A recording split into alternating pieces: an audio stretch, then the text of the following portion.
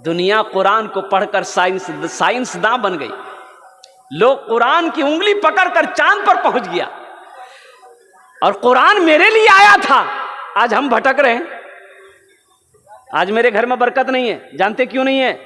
हम शिकायत करते हैं, हजरत मेरे घर में बरकत नहीं, दुआ कर दीजिएगा। उलझन बहुत है, परेशानी बहुत है हजरत, परेशानी बहुत है, घर में सुकून नहीं है, घर में चैन नहीं है हजरत, दुआ कीजिएगा।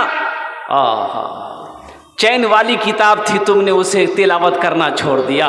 बरकत वाली किताब घर के अंदर में रखी हुई थी, तुमने उसे पढ़ना छोड़ दिया। अल्लाह अकबर कबीरा। इसलिए मेरे भाइयों, मेरे नौजवानों, मेरे बच्चों, मेरी माँ बहनें जो यहाँ पर आई हैं, मैं उनसे भी गुजारिश करूँगा कि खुद कुरान पढ़ो, अपनी बेटियों को भी कुरान पढ़ाओ, अपने बेटों को भी हाफिज आलिम बनाओ, अपनी बेटियों को भी आलिमा बनाओ। अल्लाह के रसूल सल्लल्लाहु अलैहि वसल्लम 1450 साल पहले आपने इरशाद फरमाया था, अगर तुम्हें इल्म हासिल करने के लिए चीन जाना पड़े तो चले जाना, लेकिन जाहिल मत रहना। अपने बच्चों को जाहिल मत रखो, इसलिए कि बच्चा अगर जाहिल रहेगा तो यही बेटा बड़ा होकर बाप को खंबा में बांधकर मारता है। पढ़ा लिखा बेटा कोई बाप को गाली देता है, नाफरमानी करता है? बोलो भाई, आपने कभी सुना कि बेटा इंजीनियर है, बेटा डॉक्टर है, बेटा मौलवी साहब है, बेटा मुफ्ती साहब है, बेटा हाफिज साहब है, बाप को गाली दिया है, बाप को खुट्टा में बांध के मारा है? नहीं मिलेगा। बेटा जाहिल था, बाप को गाली भी देता है, बाप को मारता भी है। एक बेटा बाप का गिरबान पकड़ा, ऐसे पकड़ा बाप को, बूढ़ा बाप था, ऐसे पकड़ा और घर से निकाल कर खींच कर लाया दरवाजे तक। बाप कहा कि बेटा बस करो, बस करो, ये गलती तुम्हारी नहीं है, ये मेरी गलती है, ये भूल तुम्हारी नहीं, मेरी भूल है। बेटा मैंने भी अपने बाप को गिरबान पकड़ कर खींच कर यहां तक लाया था,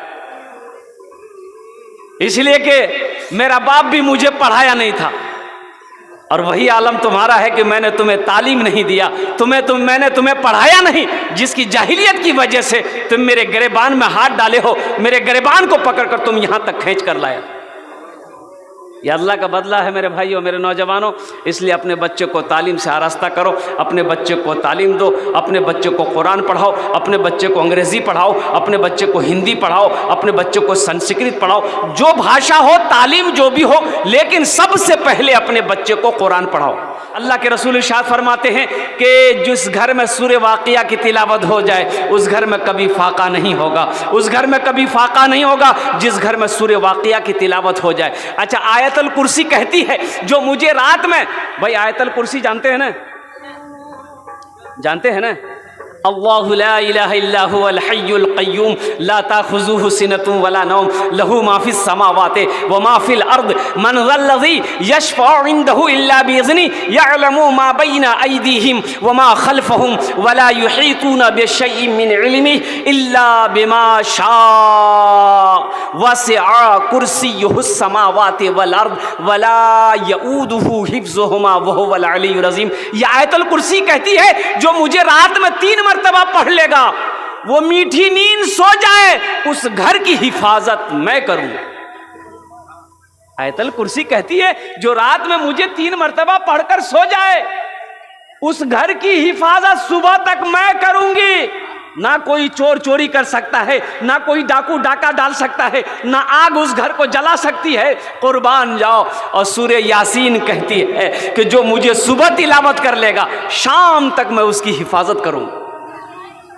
सोचो तो सही, हमने कुरान को पढ़ना छोड़ दिया, हमने कुरान की तिलावत करना छोड़ दिया। इसलिए मेरे नौजवानों, इंशाअल्लाह जो लोग कुरान नहीं पढ़े हैं, इंशाअल्लाह पढ़ने की कोशिश करेंगे मेरे भाई। और जो कुरान की तिलावत, कुरान पढ़े हुए हैं, कुरान की तिलावत नहीं करते। और एक और हदीस सुनिए, जो कुरान पढ़ा, बचपने में पढ़ा, फिर पढ़ना छोड़ दिया, भूल गया, कुरान भूल गया, पढ़कर कुरान भुला दिया, पढ़कर कुरान भुला दिया। अल्लाह के रसूल इरशाद फरमाते हैं, हशर के मैदान में उसका आधा हिस्सा अलग हो जाएगा, आधा हिस्सा अलग हो जाएगा। जो कुरान पढ़कर जिसने भुला दिया, इसलिए मेरे नौजवानों, कुरान की तिलावत करो, घर में बरकत होगी। कुरान की तिलावत करो, अल्लाह चेहरे पे नूर पैदा फरमा देगा। कुरान की तिलावत करो, मरते वक्त कलमे तैयबा नसीब होगा। कुरान की तिलावत करो, इससे बरकतें नाजिल होगी। कुरान की तिलावत करो, घर से शैतान दूर हो जाएगा, शैतान दूर हो जाएगा। कुरान की तिलावत करो, अल्लाह की रहमतें नाजिल होगी। इंशाअल्लाह अमल करेंगे भाई, इंशाअल्लाह अमल करेंगे। क्या पढ़ने की कोई कैद है भाई? पढ़ने की कोई कैद है? एक बहुत बड़े मुहद्दिस गुजरे, बकरी चराते थे, बकरी। और उनकी जो बीवी थी ना, बड़ी गर्म मिजाज की थी, वो अहमियत ही नहीं देती थी। ये जाहिल थे, बेचारे जाहिल थे, बकरी चराते थे, उसी से घर की परवरिश होती थी, रोटी रोजी का। लेकिन बीवी अहमियत नहीं देती, बड़े दिमाग की गरम। एक बार बैठ करके खाना खा रहे थे रात में, बीवी को गुस्सा आया, एक चम्मच उठाई, मारी चम्मच सर में, खून निकल गया। बड़ा गुस्सा आया, लेकिन गुस्सा तो आया, लेकिन कुछ कर नहीं सकते। वो उठे वहां से और घर से निकल गए। और उसके सुबह होके, कल होके सफर करना शुरू कर दिए। बगदाद पहुंचे।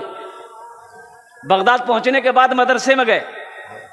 मदरसे में जाने के बाद आपने आलिम से मुलाकात क्या कहा? हजरत मैं पढ़ना चाहता हूं, मैं पढ़ना चाहता हूं। तो जो बच्चे बैठकर पढ़ रहे थे, वो देखा, बोला तो बुढ़वा आया जो पढ़ रहे लिए, इतनी बड़ी बड़ी दाढ़ी।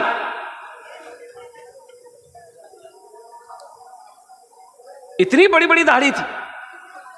तो उलमा पूछे कि तुम कुछ पढ़े लिखे हो? बोला कुछ नहीं, अंगूठा छाप है, हम इब्तदाई तालीम शुरू करेंगे, अली बा से पढ़ेंगे।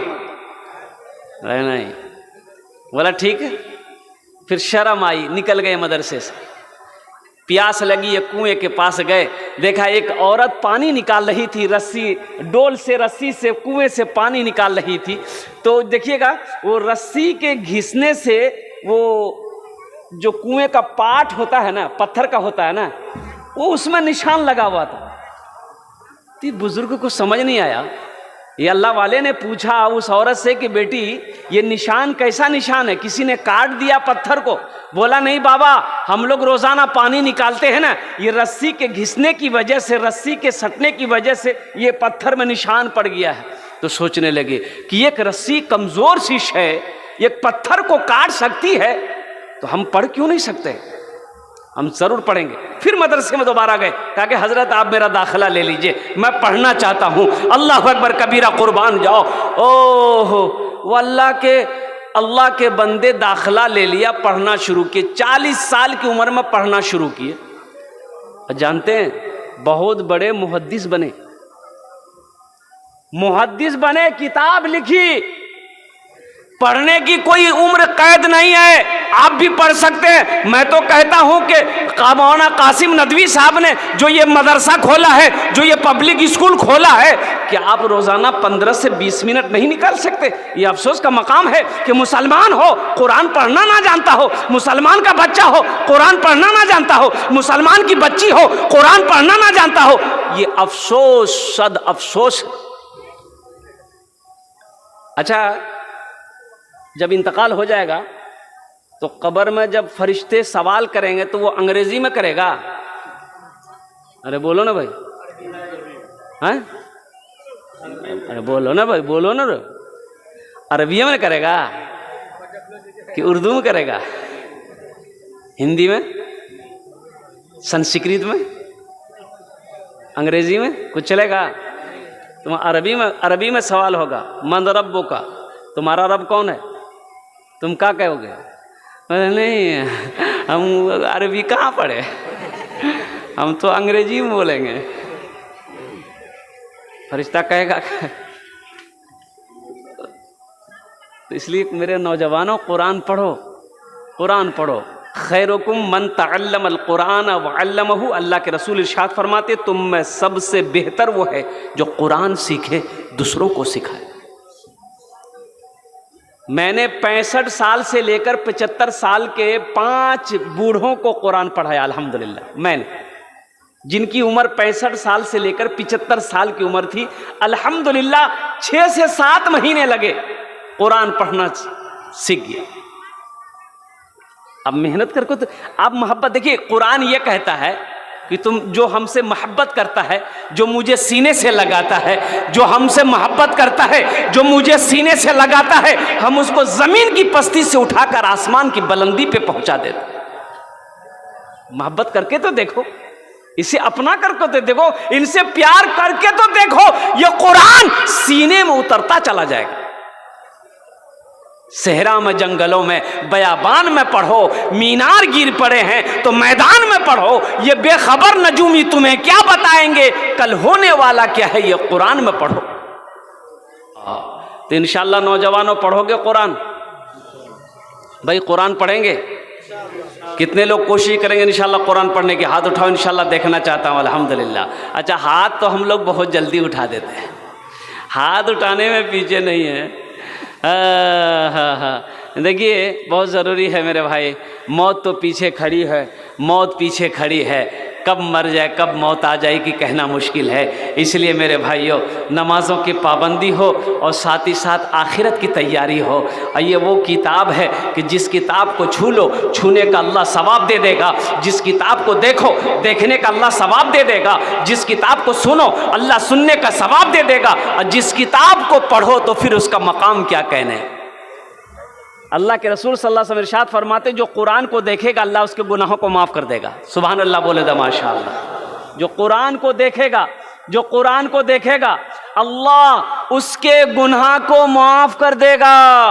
इसलिए मेरे नौजवानों, जब कुरान देखने से गुनाह माफ़ हो जाता है तो जो कुरान पढ़ेगा उसका मकाम क्या होगा? भाई जो कुरान पढ़ेगा उसका मकाम क्या होगा? देखने का ये अजर है, देखने का ये सवाब है, देखने की ये फजीलत है, तो पढ़ने की क्या फजीलत होगी। इसलिए अपने बच्चों को कुरान पढ़ाइए, खुद कुरान की तिलावत कीजिए। अल्हम्दुलिल्लाह सुम्मा अल्हम्दुलिल्लाह। भले ही एक वक्त भूखा रहना पड़े, लेकिन अपने बच्चों को तालीम से आरास्ता करो। अपने